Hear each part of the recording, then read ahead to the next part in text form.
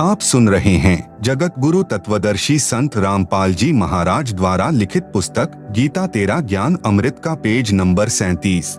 वहाँ नैष्कर्मय मोक्ष प्राप्त होता है, जिसका भावार्थ है कि सत्यलोक यानी सनातन परम धाम में बिना कार्य यानी कर्म किए ही सब सुविधाएं तथा पदार्थ प्राप्त होते हैं और अपने पुण्य कभी समाप्त नहीं होते। वैसे तो श्री ब्रह्मा, विष्णु, शिव, गणेश, दुर्गा, ब्रह्म तथा परब्रह्म की भक्ति से भी नैष्कर्मय मोक्ष प्राप्त होता है।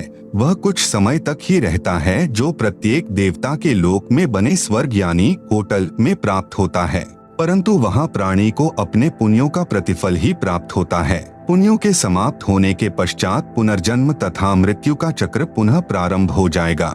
नैष्कर्मय मुक्ति का वर्णन गीता अध्याय 3 श्लोक 4 तथा अध्याय 18 श्लोक 49 में है।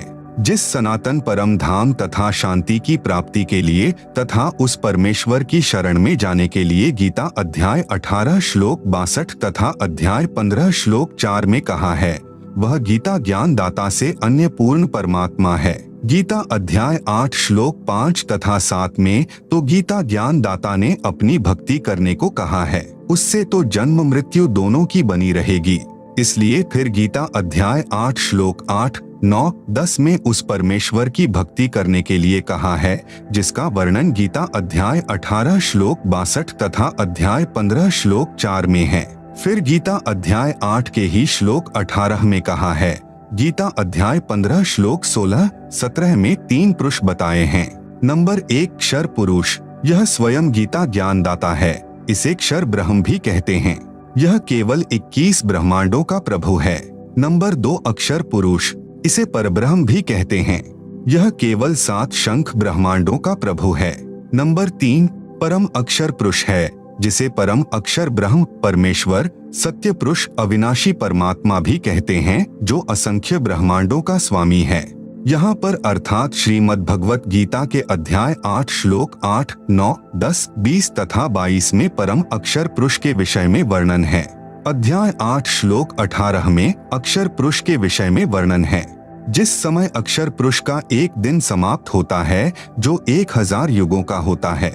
ध्यान रहे, गीता अध्याय 8 श्लोक 17 में मूल पाठ में केवल सहस्र युग लिखा है, न कि सहस्र चतुर्युग। इसलिए अक्षर पुरुष के एक दिन के समाप्त होने पर सर्व प्राणी क्षर पुरुष तथा अक्षर पुरुष के कुछ क्षेत्र के नष्ट हो जाते हैं। क्षर पुरुष व इसके सर्व यानी 21 ब्रह्मांड के सब प्राणी नष्ट हो जाते हैं। जब दिन प्रारंभ होता है तो पुनः सब जीव अपने कर्मानुसार उत्पन्न होते हैं तथा मरते हैं। फिर गीता अध्याय 8 के ही श्लोक 20 में कहा है कि परंतु इस अव्यक्त अर्थात अक्षर पुरुष से परह यानी परे जो अन्य सनातन अव्यक्त भाव अर्थात परम अक्षर ब्रह्म है, वह परमेश्वर तो सब प्राणियों के नष्ट होने पर भी नष्ट नहीं होता है। आप सुन रहे हैं जगत गुरु तत्वदर्शी संत रामपाल जी महाराज द्वारा लिखित पुस्तक गीता तेरा ज्ञान अमृत का पेज नंबर 38।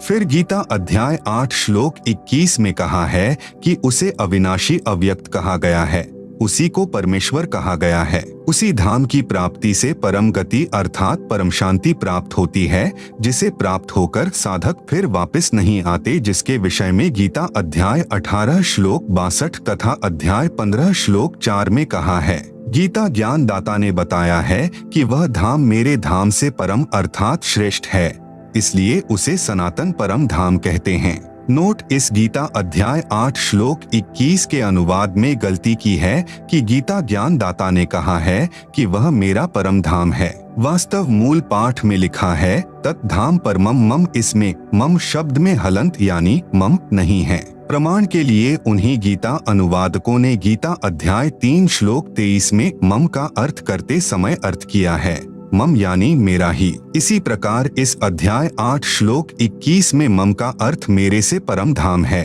सही है।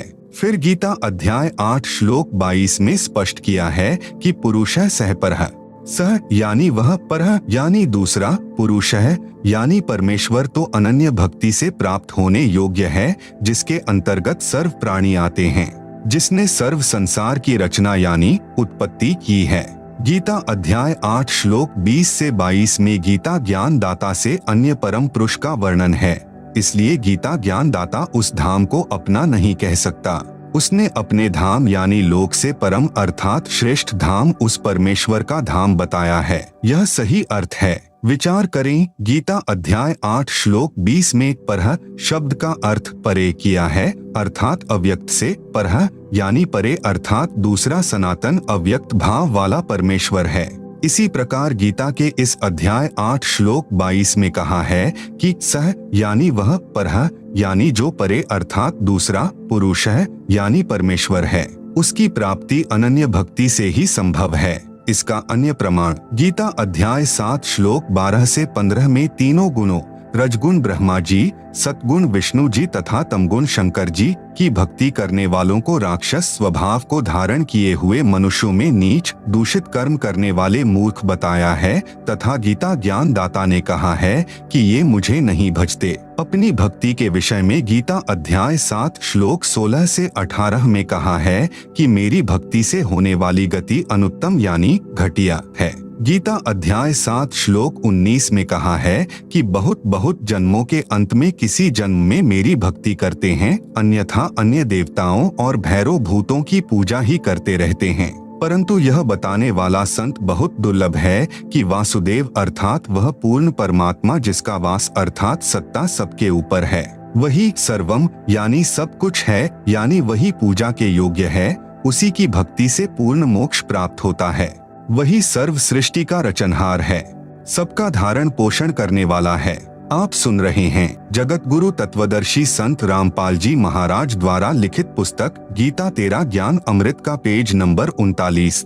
फिर गीता अध्याय 7 श्लोक 29 में गीता ज्ञान दाता ने कहा है कि जो साधक मेरे ज्ञान को आधार बनाकर तत्वदर्शी संतों से ज्ञान प्राप्त करके केवल जरा यानी वृद्धा अवस्था के दुख से तथा मरण यानी मृत्यु के दुख से छूटने के लिए भक्ति करके प्रयत्न करते हैं, वे संसार की सर्व वस्तुओं को नाशवान मानकर इनकी इच्छा नहीं करते, केवल मोक्ष उद्देश्य से ही भक्ति करते हैं।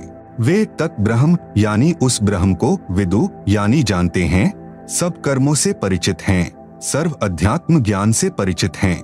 गीता अध्याय 7 श्लोक 29। गीता अध्याय 8 श्लोक 1 में अर्जुन ने प्रश्न किया कि हे भगवान, किम तत् ब्रह्म यानी वह ब्रह्म क्या है जिसको जानकर साधक केवल मोक्ष ही चाहता है। इसका उत्तर गीता अध्याय 8 श्लोक 3 में गीता ज्ञान दाता ने दिया है।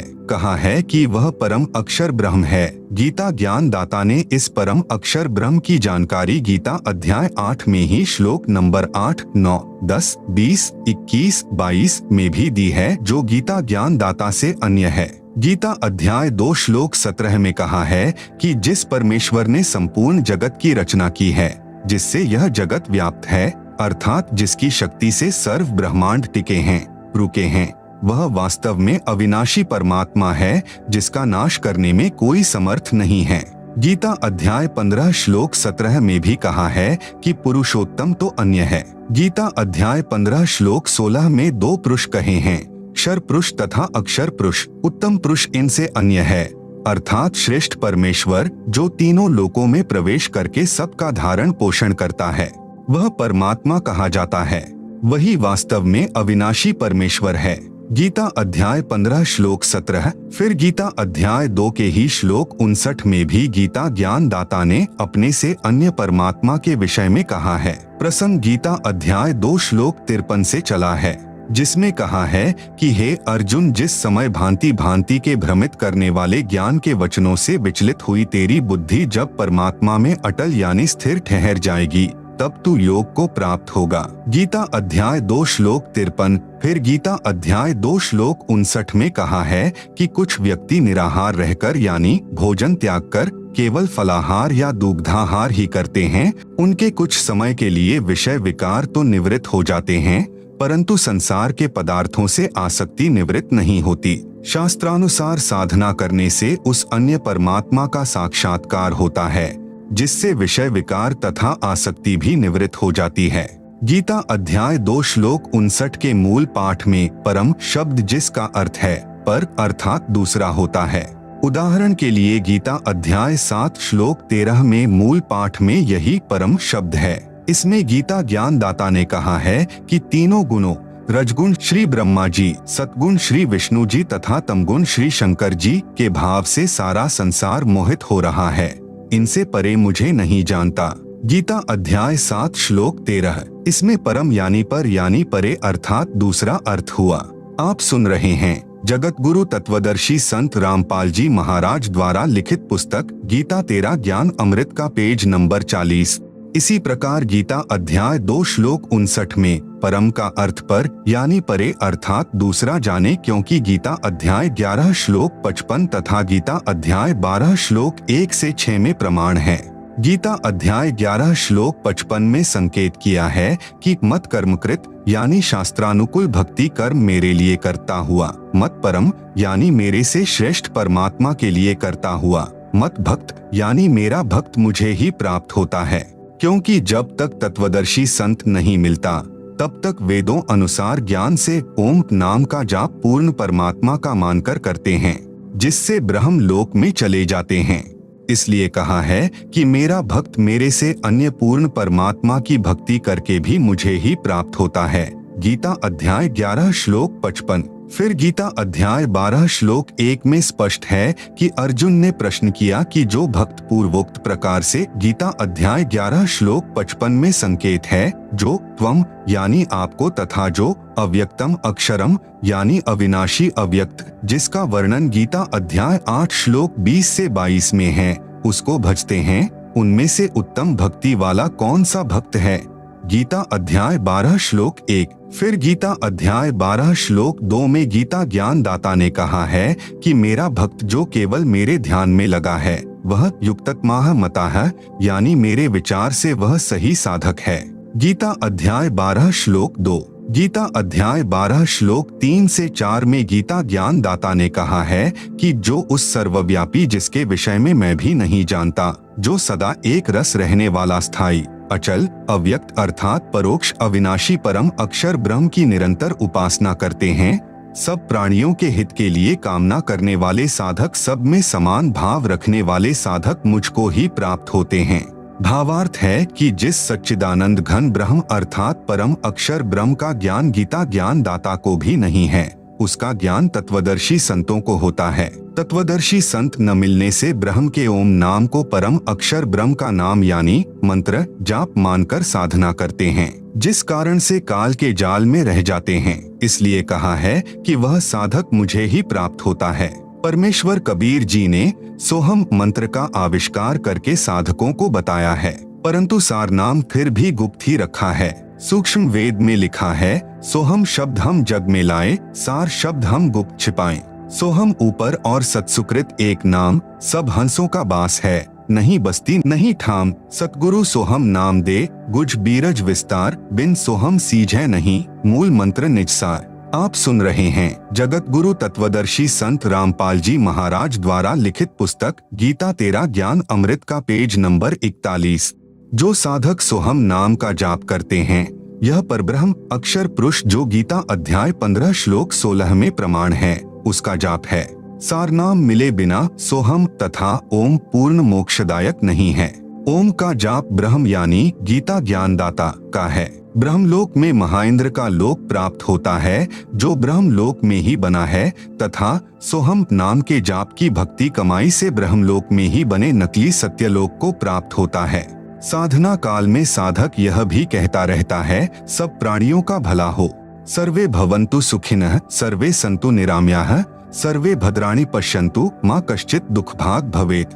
भावार्थ सब सुखी हो, सब आरोग्य अर्थात स्वस्थ हो, सबका भला हो, कोई दुख किसी को न हो। यह मंगल कामना का मंत्र बनाकर आशीर्वाद देता है, दुआ यानी प्रार्थना करता रहता है, जिससे इस साधक की पुण्य कमाई तथा भक्ति धन दुआ आशीर्वाद के माध्यम से समाप्त हो जाते हैं। तत्वदर्शी संत का अनुयायी यह गलती कभी नहीं करता। इसलिए कहा है कि उस परम अक्षर ब्रह्म का साधक भी मुझे ही प्राप्त होता है, क्योंकि भक्ति आशीर्वाद तथा सर्व की मंगल कामना करके समाप्त कर दी। कुछ महास्वर्ग यानी ब्रह्मलोक में खा खर्ची, फिर जन्म मरण तथा 84 लाख प्राणियों के चक्र में गिर जाता है। राजा जनक के जीवन से सिद्ध करते हैं। त्रेतायुग में जनक जी एक धार्मिक राजा थे। इनकी पुत्री सीता जी थी जो त्रिलोकीनाथ श्री विष्णु उर्फ श्री रामचंद्र पुत्र श्री दशरथ जी की पत्नी थी। सतयुग में राजा जनक जी का जीव ही राजा अम्बरीश थे जो श्री विष्णु जी के परम भक्त थे। साथ साथ वेदों के अनुसार ओम नाम का जाप करते थे जो ब्रह्म साधना है, जिसके परिणाम स्वरूप लाखों वर्ष श्री विष्णु जी के लोक में बने स्वर्ग में अपनी भक्ति के सुख को भोगा। फिर लाखों वर्ष ब्रह्म लोक में ब्रह्म साधना के सुख को भोगा। फिर त्रेता युग में पुनर्जन्म जनक का हुआ जो एक धार्मिक राजा थे। अपने जीवन काल में अनेकों यज्ञ यानी धार्मिक अनुष्ठान किए, श्री विष्णु जी की भक्ति की, ब्रह्म साधना भी की। जब संसार छोड़कर चलने लगे तो एक विमान स्वर्ग से आया, राजा जनक जी को बैठाकर उड़ चला। रास्ते में एक नरक था जिसमें 12 करोड़ जीव अपनी करनी का दंड भोग रहे थे। हाहाकार मची थी। जनक जी ने देवदूतों से पूछा कि यह किन दुखियों की चिल्लाहट है। विमान रोको। विमान रुक गया। देवदूतों ने बताया, राजन, यह एक नरक है, इसमें प्राणी अपने पाप कर्मों का दंड भोग रहे हैं। जनक जी ने कहा, इनको इस नरक से निकाल दो, मुझसे देखा नहीं जा रहा। देवदूतों ने कहा, जनक जी, यहाँ आपका राज्य नहीं है, यहाँ धर्मराज की आज्ञा चलती है। आप सुन रहे हैं जगत गुरु तत्वदर्शी संत रामपाल जी महाराज द्वारा लिखित पुस्तक गीता तेरा ज्ञान अमृत का पेज नंबर 42। जनक जी ने कहा कि या तो इनको छोड़ दो या फिर मुझे भी इसी नरक में डाल दो। देवदूतों ने बताया, इसका समाधान धर्मराज ही कर सकते हैं। राजा जनक जी ने कहा, धर्मराज से मेरी बात कराओ। धर्मराज वहीं उपस्थित हो गए तथा सर्व स्थिति जानने के पश्चात बोले कि मैं आपको इस नरक में नहीं डाल सकता और न ही मैं इन 12 करोड़ जीवों को नरक से निकाल सकता। एक उपाय बताता हूँ। आप यानी जनक जी अपने कुछ भक्ति धन यानी पुण्य तथा मंत्र जाप का भक्ति धन इन 12 करोड़ जीवों को प्रदान कर दो, तब इन्हें आपके साथ ही स्वर्ग भेज दूंगा। जनक जी ने दयावश होकर अपनी आधी भक्ति कमाई उन 12 करोड़ जीवों को दे दी। वे 12 करोड़ आत्माएं राजा जनक के द्वारा दिए पुण्यों के आधार से स्वर्ग में चली गई और राजा जनक ने भी स्वर्ग में यानी विष्णु लोक वाले स्वर्ग में, फिर ब्रह्म लोक वाले महास्वर्ग में निवास करके अपने पुण्यों का भोग भोगा, जिससे भक्ति धन समाप्त हो गया। कथा सार, जिन 12 करोड़ जीवों को राजा जनक जी ने अपने आधे पुण्य दान किए थे, धर्मराज ने वे पुण्य 12 करोड़ जीवों को बराबर बराबर बांट दिए। उन पुण्यों के फलस्वरूप वे आत्माएं स्वर्ग में रही। फिर उन पुण्यों के समाप्त होने पर पुनः उसी नरक में डाल दी गई। जो पाप कर्म शेष बचे थे वे फिर भोगने पड़े। राजा जनक जी के साथ बहुत बड़ा धोखा हुआ। उसके आधे पुण्य तो दान करने से समाप्त हुए और आधे ऊपर स्वर्ग में भोग कर समाप्त हुए, पुनः जन्म मरण के चक्र में गिरे। वही जनक जी वाला जीव कलयुग में सिख गुरु श्री नानक देव साहेब जी हुए। श्री नानक जी को सुल्तानपुर शहर में बेई नदी के घाट पर पूर्ण परमात्मा एक जिंदा साधु के वेश में मिले। उनको उस सनातन परम धाम यानी सत्यलोक यानी सचखंड में ले गए। फिर तीसरे दिन वापस उसी बेई नदी के घाट पर छोड़ा, सर्व तत्व ज्ञान कराया, उनके पूर्व अनेकों अच्छे जीवन के जन्म दिखाए, उनको सत्य नाम यानी जो 2 अक्षर का मंत्र है, जिसमें एक ओंकार यानी ओम है तथा दूसरा गुप्त है, उपदेशी को ही बताया जाता है कि दीक्षा दी। तब श्री नानक देव साहेब जी का पूर्ण मोक्ष हुआ। यदि परमात्मा तत्वदर्शी संत रूप में प्रकट होकर तत्व ज्ञान नहीं बताते तो श्री नानक देव जी वाले जीव का जन्म मरण चक्र कभी समाप्त नहीं होता। वह सत्य साधना मेरे पास यानी संत रामपाल जी के पास है। प्रसंग चल रहा है कि भावना में बहकर आशीर्वाद द्वारा अपनी भक्ति धन कभी नष्ट नहीं करना चाहिए। आपने कोई भी बुद्धिमान धनवान व्यक्ति अपने नोटों को अन्य किसी को बांटता नहीं देखा होगा। यदि किसी की सहायता करना चाहें तो उसे कमाने का तरीका बताएं, जिससे वह अपने पैरों पर खड़ा होकर धनी बन सके। इसी प्रकार भक्तजन जिसकी सहायता करना चाहें तो उसको पूर्ण गुरु से दीक्षा दिलाकर भक्ति धन कमाने की प्रेरणा दें। आप सुन रहे हैं जगत गुरु तत्वदर्शी संत रामपाल जी महाराज द्वारा लिखित पुस्तक गीता तेरा ज्ञान अमृत का पेज नंबर 43। गीता अध्याय 12 श्लोक 5 में कहा है कि जिनकी आस्था सच्चिदानंद घन ब्रह्म अर्थात परम अक्षर ब्रह्म में है और जो उसी को चेतसा यानी जानने वाले हैं, उनको अधिकतर क्लेश यानी शंका के कारण ज्ञान का झगड़ा बना रहता है। उन मानव शरीरधारियों के लिए इस कारण से दुखपूर्वक प्राप्त की जाने वाली गति है। भावार्थ वही है कि तत्वदर्शी संत न मिलने के कारण कबीर पंथी यानी घीसा दास पंथी, गरीबदास पंथी, दादू पंथी, नेकीराम पंथी थे। सब कबीर पंथी कहलाते हैं, भी कठिन तपस्या करते हैं, व्रत मौन व्रत अन्य कठिन साधना ही करते हैं। इसलिए कहा है कि उस पूर्ण परमात्मा की साधना क्लेशयुक्त तथा दुख पूर्वक प्राप्त होने योग्य है। वास्तव में सर्व साधना जो शास्त्रानुकूल है वह बहुत आसान है। प्रमाण यजुर्वेद अध्याय 40 मंत्र 15 में ब्रह्म साधना के लिए कहा है कि वायुः अनिलम अमृतम अथ इदम भस्मांतम शरीरम ओम कृतम स्मर किल्बे स्मर कृतुः स्मर। भावार्थ ब्रह्म साधना का ओम नाम है। इससे मिलने वाला अमृतम अर्थात मोक्ष प्राप्ति के लिए ओम नाम का जाप, वायुः अनिलम यानी श्वास उश्वास से पूरी लगन के साथ शरीर नष्ट होने तक, कृतम यानी कार्य करते करते, स्मर यानी स्मरण कर, किल्बे स्मर यानी पूरी कसक अर्थात किलबिलाहट यानी विलाप जैसी स्थिति से स्मरण कर, कृतुः स्मर यानी मनुष्य जीवन का मूल कार्य जानकर स्मरण कर। यजुर्वेद अध्याय 40 मंत्र 15। फिर यजुर्वेद अध्याय 40 मंत्र 17 में वेद ज्ञान दाता ने, यही गीता ज्ञान दाता है, कहा है कि वह पूर्ण परमात्मा तो ऊपर के लोक में परोक्ष है अर्थात अव्यक्त है। अहम खम ब्रह्मोम यानी मैं ब्रह्म हूँ, दिव्य आकाश रूपी ब्रह्म लोक में मैं रहता हूँ, मेरा ओम नाम है। यजुर्वेद अध्याय 40 मंत्र 10 में वेद ज्ञान दाता ने कहा कि कोई तो परमात्मा को संभवात यानी उत्पन्न होने वाला अवतार रूप में साकार मानता है, कोई असंभवात यानी उत्पन्न न होने वाला अर्थात निराकार मानता है। वह परमात्मा उत्पन्न होता है या नहीं या जैसा है उसका ज्ञान धीराणाम यानी तत्वदर्शी संतजन बताते हैं, उनसे शृण्वः यानी सुनो। यजुर्वेद अध्याय 40 मंत्र 10। यही प्रमाण गीता अध्याय 4 श्लोक 34 में है कि परमात्मा के विषय में संपूर्ण ज्ञान तत्वदर्शी संत बताते हैं। उनकी खोज कर उनसे निष्कपट भाव से तथा दंडवत प्रणाम करके विनम्रता से प्रश्न करने से वे तत्वदर्शी संत तेरे को तत्व ज्ञान का उपदेश करेंगे। सूक्ष्म वेद में भी कहा कि नाम उठत नाम बैठत नाम सोवत जागरे, नाम खाते नाम पीते नाम सेती लागरे। भावार्थ परमात्मा की साधना केवल नाम के जाप से होती है।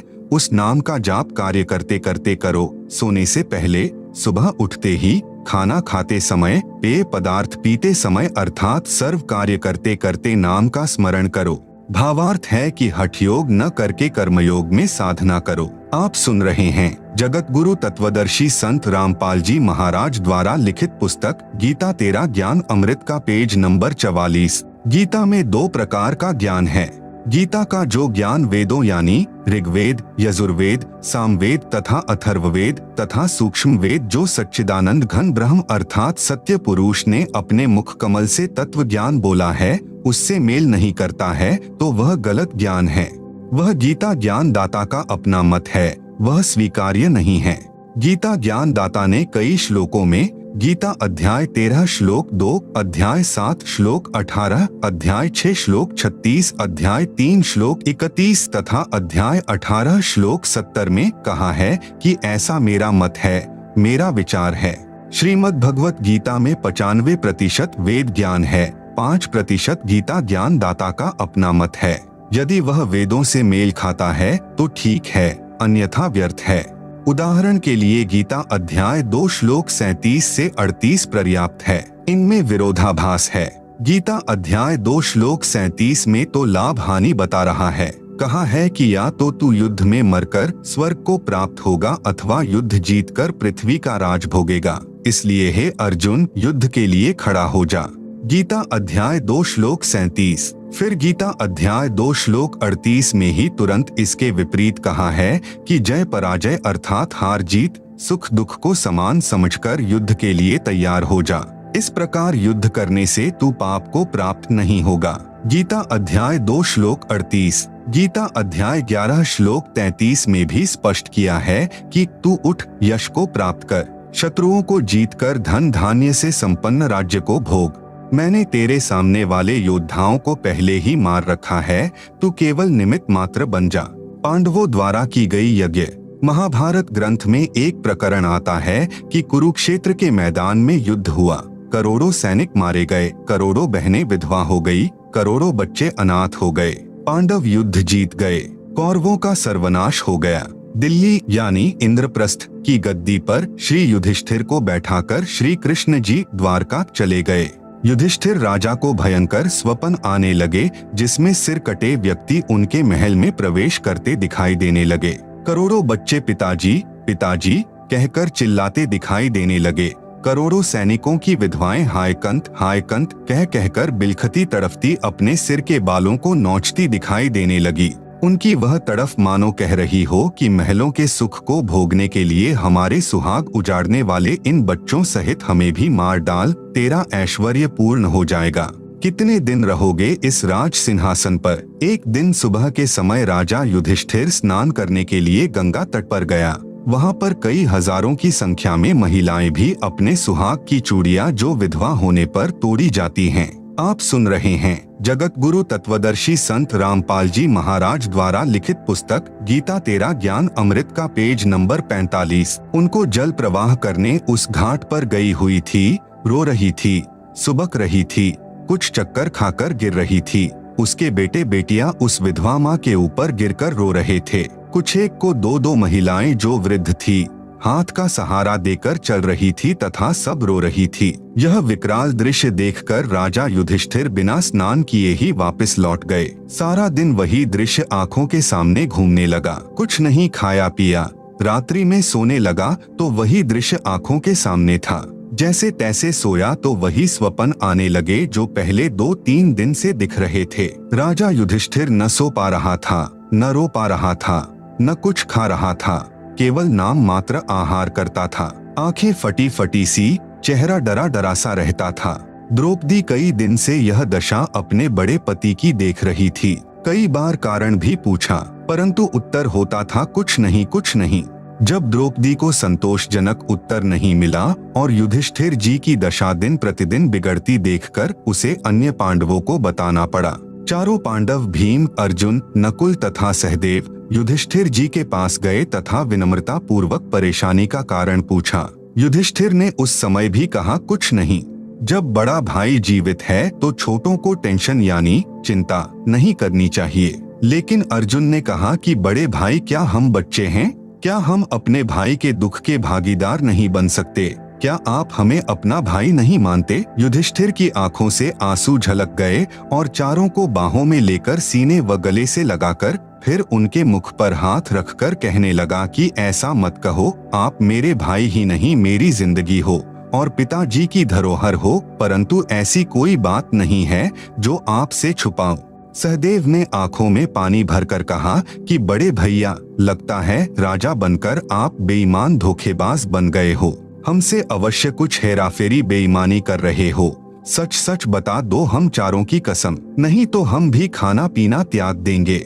युधिष्ठिर को उस छोटे भाई के प्यार भरे उलाहनों ने विवश कर दिया उनके सामने अपना दुख व्यक्त करने के लिए।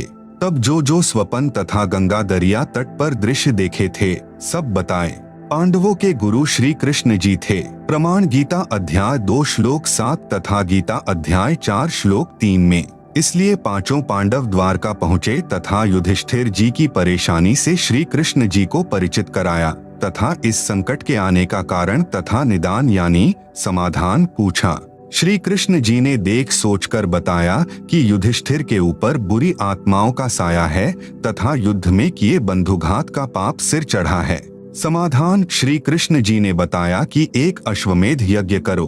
आप सुन रहे हैं जगत गुरु तत्वदर्शी संत रामपाल जी महाराज द्वारा लिखित पुस्तक गीता तेरा ज्ञान अमृत का पेज नंबर 46। पूरी पृथ्वी के साधु संत, ऋषि, महर्षि, ब्राह्मण अपने रिश्तेदार तथा स्वर्ग लोक के सर्व देवताओं को उस यज्ञ में भंडारा भोजन कराओ। एक पंचायन यानी पंचानन अर्थात पंचमुखी शंख लाओ। उसको एक सुसज्जित मेज पर रखा जाएगा। जब सर्व उपस्थित मेहमान भोजन कर लेंगे तब यह शंख अपने आप आवाज करेगा।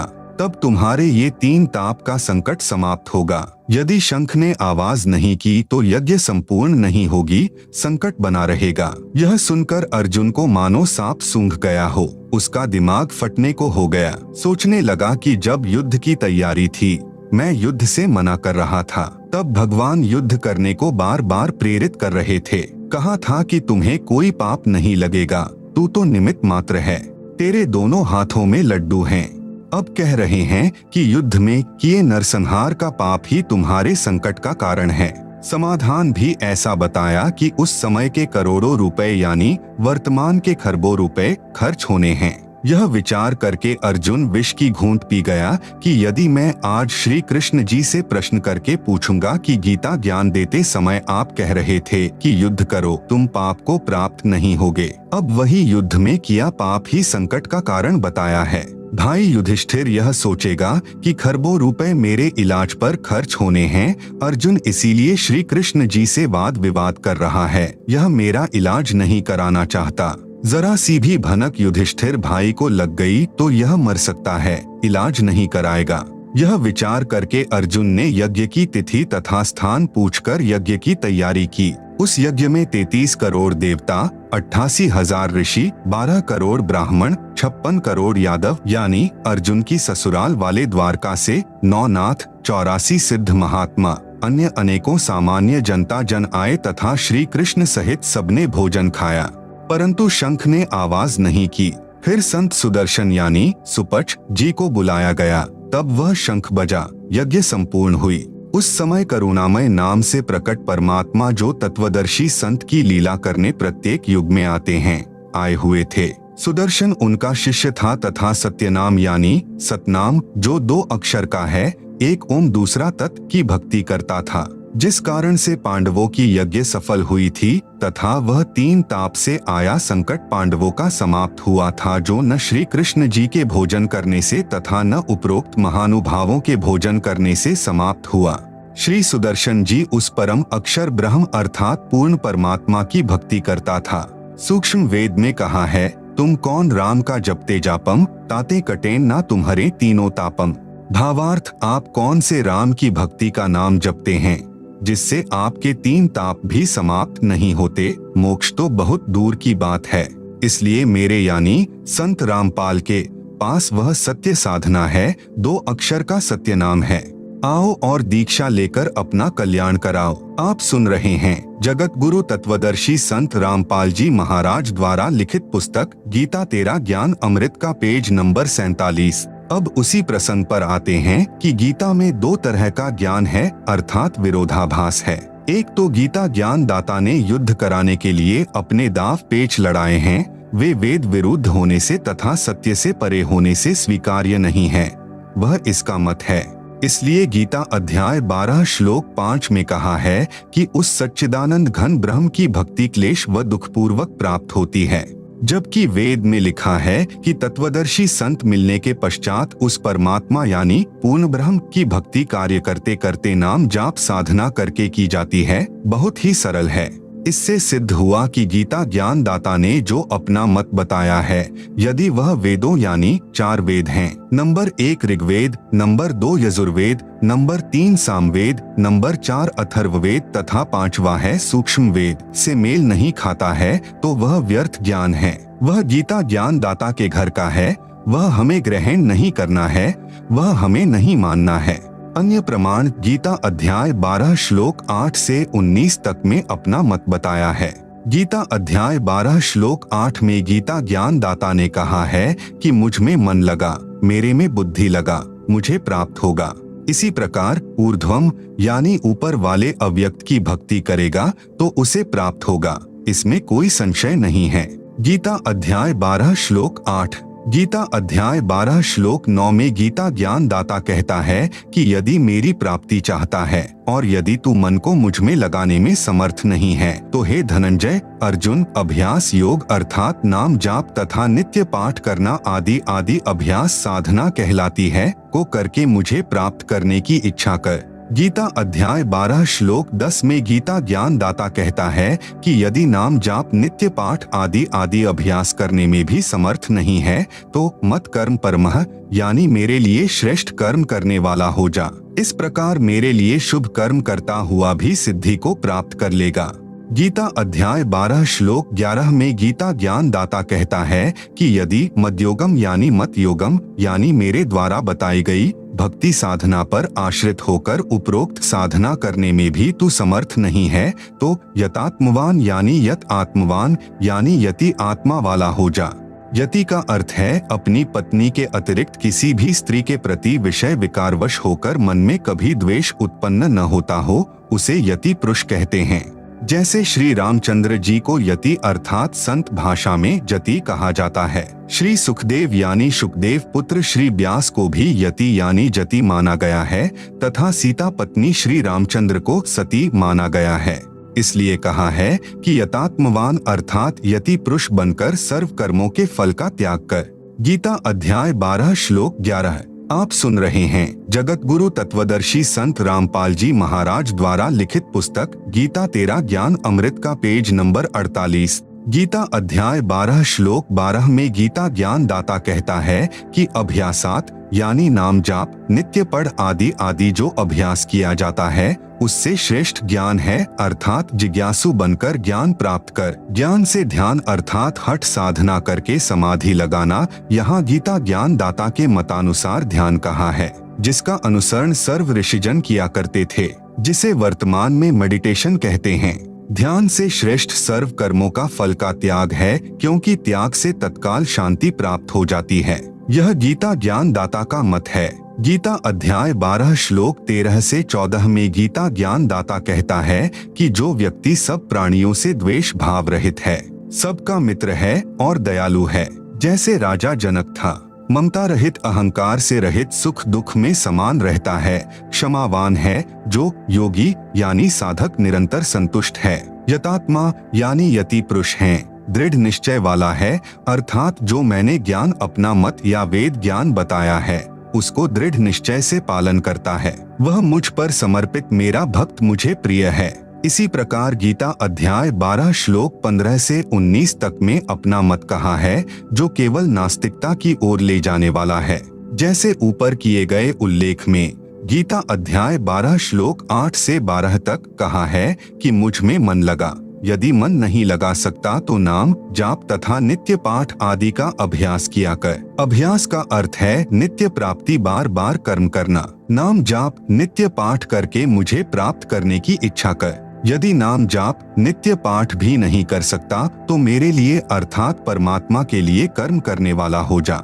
उदाहरण के लिए जैसे धार्मिक कर्म करते हैं, कहीं कंबल बांट दिए, कहीं भोजन भंडारा कर दिया, कहीं मंदिर बना दिया, कहीं प्याऊ बनवा दी, पक्षियों को अनाज डाल दिया आदि आदि भगवान के प्राप्ति किए कर्म कहलाते हैं। इनके करने से कुछ सिद्धि प्राप्त हो जाएगी। प्रिय पाठ को ध्यान से विचारो। इस श्लोक में इन कर्मों से होने वाला फल भी बता दिया है कि सिद्धि प्राप्त हो जाती है। फिर साधक स्वयं झाड़ फूंक, जंत्र मंत्र, आशीर्वाद तथा दुआ बद्दुआ देने योग्य हो जाता है और महर्षि प्रसिद्ध हो जाता है। गीता अध्याय 12 श्लोक 10। यदि भगवान के लिए कर्म भी नहीं कर सकता है तो यति यानी जति पुरुष बनकर कर्म फल का त्याग कर। विचार करें, जब भगवान के लिए धार्मिक कर्म करेगा ही नहीं तो कौन से कर्म शेष हैं जिनके फल का त्याग करेगा। इसे कहते हैं ऊवा बाई का ज्ञान, बिना सिर पैर का ज्ञान। गीता अध्याय 12 श्लोक 11।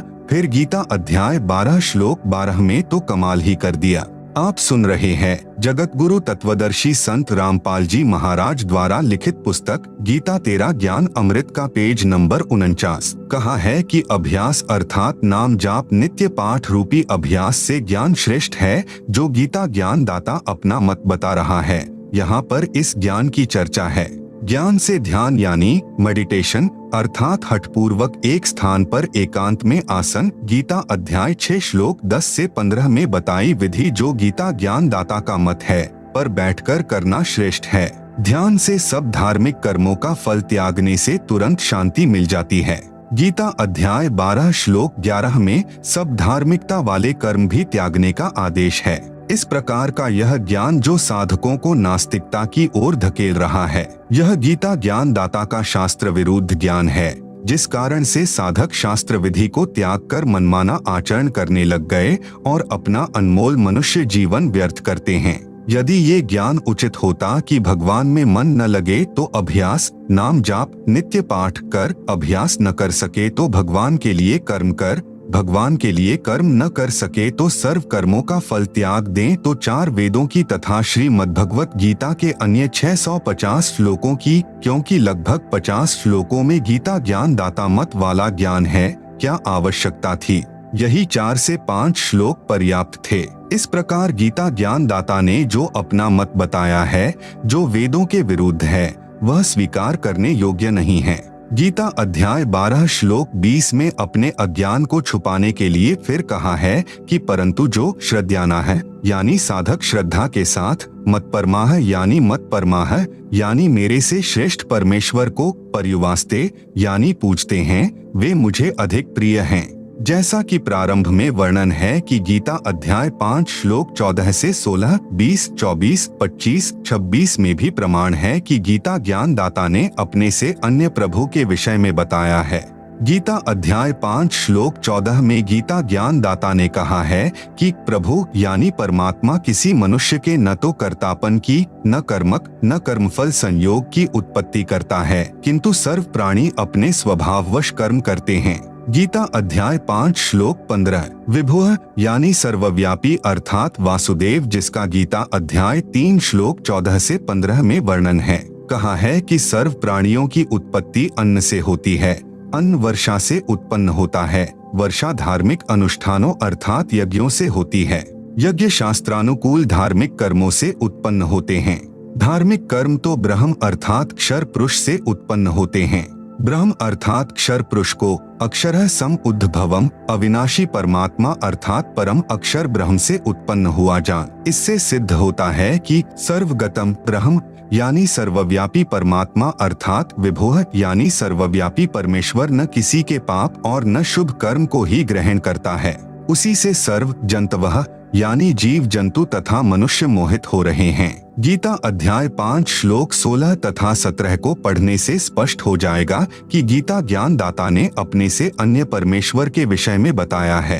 आप सुन रहे हैं जगत गुरु तत्वदर्शी संत रामपाल जी महाराज द्वारा लिखित पुस्तक गीता तेरा ज्ञान अमृत का पेज नंबर 50। इसी प्रकार गीता अध्याय 5 श्लोक 20, 24, 25, 26 को गीता में अन्य अनुवादकों द्वारा किए सरलार्थ से समझा जा सकता है।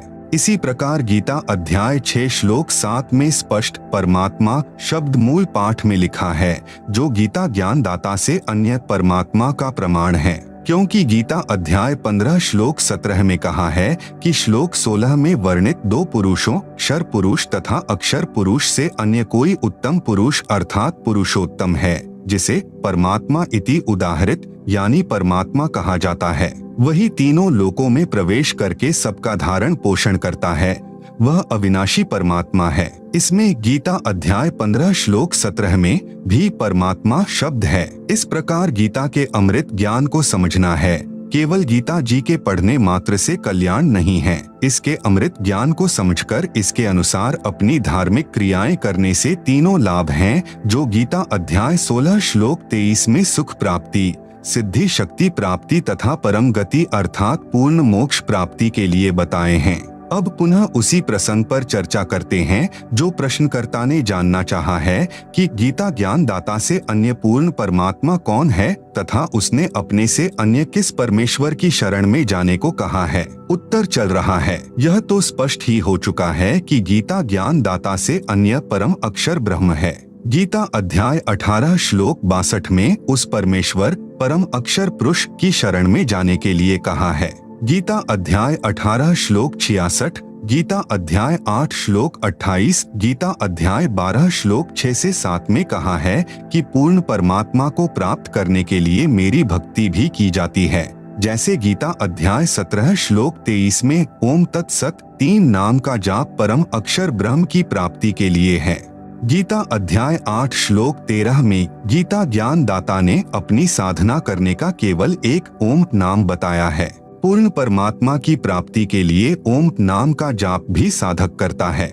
इसलिए गीता अध्याय 8 श्लोक 28 में कहा है, योगी अर्थात भक्त तत्व ज्ञान के द्वारा इस रहस्य को जानकर जो वेदों के अनुसार भक्ति करने से, उसी के अनुसार यज्ञ अर्थात धार्मिक अनुष्ठान करने से, तप अर्थात अपने धर्म पर दृढ़ता से लगे रहने से जो शारीरिक मानसिक कठिनाई झेलनी पड़ती है, उस तप से तथा दान करने से जो पुण्य फल होता है अर्थात धार्मिक कर्म से भक्ति फल होता है, उसका अत्यति यानी उल्लंघन कर जाता है अर्थात त्याग जाता है। वह आद्य यानी सनातन, परम यानी अन्य यानी दूसरे, स्थानम यानी धाम को प्राप्त होता है।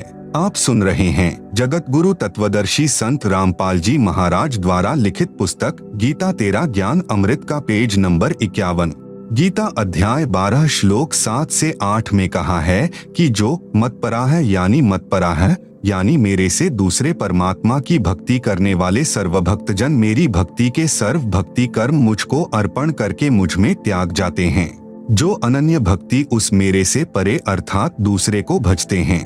गीता अध्याय 12 श्लोक 7 में वर्णन है कि हे अर्जुन, मुझ में चित्त लगाने वाले, मुझे जानने वाले, आवेशित यानी आवेश के साथ, चेतासाम यानी मुझे चेत चुके हैं, मुझे जान चुके हैं, उन भक्तों का मैं शीघ्र ही संसार समुद्र से सम उद्धरता यानी समुद्धरता यानी उसी प्रकार उद्धार कर देता हूँ।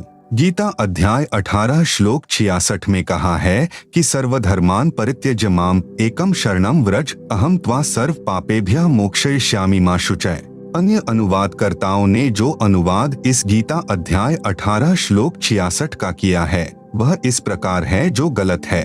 संपूर्ण धर्मों को अर्थात संपूर्ण कर्मों को मुझ में त्याग कर तू केवल एक मुझ सर्वशक्तिमान सर्वाधार परमेश्वर की शरण में व्रज यानी आजा, मैं तुझे संपूर्ण पापों से मुक्त कर दूंगा, शोक मत कर। विवेचन जो अनुवाद किया है कि संपूर्ण धर्मों को अर्थात कर्तव्य कर्मों को मुझ में त्याग कर केवल तू एक मुझ सर्वशक्तिमान सर्वाधार परमेश्वर की शरण में आजा, यह गलत है।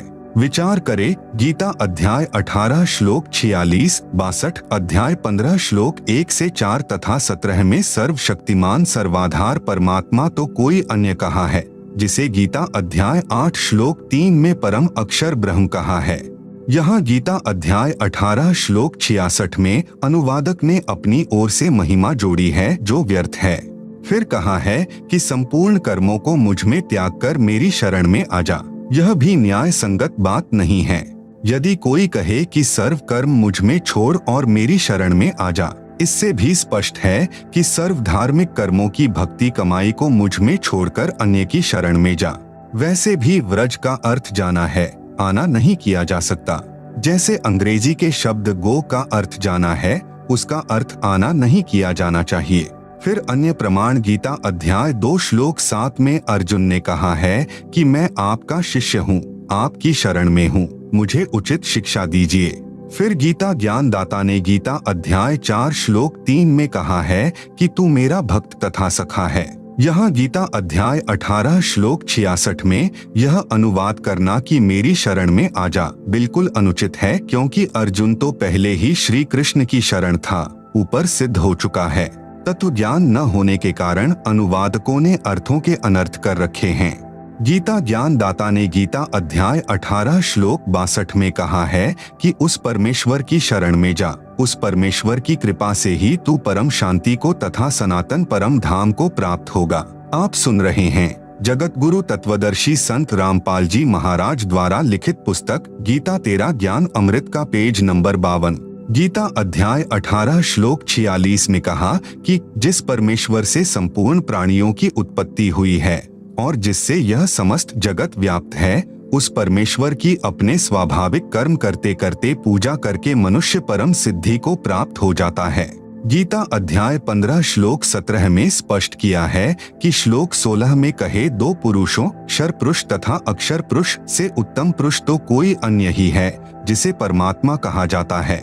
वही तीनों लोकों में प्रवेश करके सबका धारण पोषण करता है। वह वास्तव में अविनाशी परमेश्वर है। गीता अध्याय 15 श्लोक 4 में कहा है कि तत्वदर्शी संत की प्राप्ति के पश्चात परमेश्वर के उस परम पद की खोज करनी चाहिए जहां जाने के पश्चात साधक लौटकर संसार में नहीं आते। जिस परमेश्वर से संसार रूपी वृक्ष की प्रवृत्ति विस्तार को प्राप्त हुई है उसी की भक्ति करो। गीता ज्ञान दाता ने अपनी स्थिति गीता अध्याय 2 श्लोक 12, अध्याय 4 श्लोक 5, अध्याय 10 श्लोक 2 में स्पष्ट कर ही दी है कि अर्जुन, तेरे और मेरे बहुत जन्म हो चुके हैं, आगे भी होते रहेंगे। तू नहीं जानता, मैं जानता हूँ। जिस प्रभु की स्वयं जन्म मृत्यु होती है तो वह भी अविनाशी नहीं हुआ, उसका उपासक भी जन्मता मरता रहेगा। ब्रह्म का साधक वह मोक्ष प्राप्त नहीं कर सकता जो गीता अध्याय 15 श्लोक 4 में कहा है कि जहां जाने के पश्चात पुनः जन्म नहीं होता। गीता अध्याय 18 श्लोक 66 का वास्तविक अनुवाद इस प्रकार है। अनुवाद: सर्वधर्मान यानी संपूर्ण धार्मिक कर्म जो मेरी उपासना के हैं उनकी भक्ति कमाई है। उन्हें माम यानी मुझको, परित्यज्य यानी त्याग कर, तू एकम यानी उस एक जिसके समान दूसरा नहीं है, अद्वितीय सर्वशक्तिमान परमेश्वर अर्थात परम अक्षर ब्रह्म की शरणम यानी शरण में, व्रज यानी जा, अहम त्वा यानी मैं तुझे, सर्व पापेभ्यः यानी संपूर्ण पापों से, मोक्षयिष्यामि यानी मुक्त कर दूंगा, मां शुचः यानी शोक मत कर। गीता अध्याय 18 श्लोक 66 में गीता ज्ञान दाता ने कहा है कि जो मंत्र मेरी उपासना के हैं उनकी भक्ति की कमाई मुझको त्याग कर तू केवल उस एक अर्थात जिसके समान कोई अन्य शक्ति न हो, अद्वितीय सर्वशक्तिमान परमेश्वर अर्थात परम अक्षर ब्रह्म की शरण में जा, मैं तुझे सर्व पापों से मुक्त कर दूंगा, शोक मत कर। गीता अध्याय 18 श्लोक 66। विश्लेषण: गीता अध्याय 17 श्लोक 23 में गीता ज्ञान दाता ने संकेत किया है कि उस ब्राह्मण यानी सच्चिदानंद घन ब्रह्म अर्थात परम अक्षर ब्रह्म की प्राप्ति का ओम तत् सत यह 3 मंत्र का जाप है। इसी का जाप करने का निर्देश है। फिर गीता अध्याय 8 श्लोक 13 में अपनी उपासना का मंत्र बताया है कि मुझ ब्रह्म की भक्ति का केवल एक ओम अक्षर है, जो इसका उच्चारण करता हुआ शरीर त्याग कर जाता है तो उसको मेरी परम गति यानी मोक्ष प्राप्त होती है। आप सुन रहे हैं जगत गुरु तत्वदर्शी संत रामपाल जी महाराज द्वारा लिखित पुस्तक गीता तेरा ज्ञान अमृत का पेज नंबर 53। ओम का जाप ब्रह्म का जाप है, इससे ब्रह्मलोक प्राप्त होता है। यही परम गति ओम के जाप से होती है, जिसे गीता अध्याय 7 श्लोक 18 में अति अनुत्तम अर्थात अश्रेष्ठ कहा है। गीता अध्याय 8 श्लोक 16 में कहा है कि ब्रह्मलोक तक जितने भी लोक हैं उनमें गए हुए साधक पुनरावृत्ति में हैं, अर्थात ब्रह्मलोक तक गए साधक पुनः जन्म मृत्यु में रहते हैं। इसलिए उपरोक्त गीता अध्याय 18 श्लोक 46, 62, 66, अध्याय 15 श्लोक 4 तथा 17 में किसी समर्थ परमेश्वर की शरण में जाने के लिए कहा है, जो ओम तत् सत नाम का जाप। गीता अध्याय 17 श्लोक 23 में 3 मंत्र ओम तत् सत है। इसमें जो ओम नाम है वह ब्रह्म का जाप है।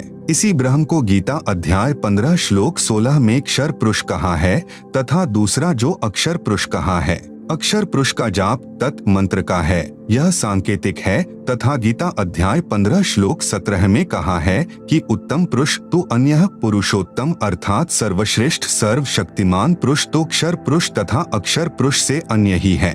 उसका मंत्र सत है जो सांकेतिक है। उस परमेश्वर अर्थात परम अक्षर ब्रह्म जिसको संत भाषा में सत्य पुरुष कहते हैं के उस परम पद अर्थात सनातन परम धाम जिसे संत भाषा में सत्यलोक कहते हैं में जाने के लिए अर्थात पूर्ण मोक्ष प्राप्त करने के लिए गीता अध्याय 17 श्लोक 23 वाले ओम तत् सत मंत्र का जाप करना होता है। अन्य कोई नाम जाप पूर्ण मोक्ष का नहीं है। तत् सत ये दोनों अन्य मंत्र हैं जो उपदेश लेने वाले को उपदेश के समय ही सार्वजनिक किए जाते हैं। ओम नाम का जाप ब्रह्म यानी अक्षर पुरुष का है, गीता ज्ञान दाता का है। इसकी उपासना ओम नाम के जाप से होती है। ओम नाम के जाप की कमाई अर्थात धार्मिक कर्म ब्रह्म को त्यागने होते हैं। हम पहले बिना तत्व ज्ञान के ओम नाम के जाप की कमाई यानी भक्ति धन ब्रह्म लोक में जाकर समाप्त कर देते थे। पाप यानी कर्ज यानी लोन शेष रह जाते थे।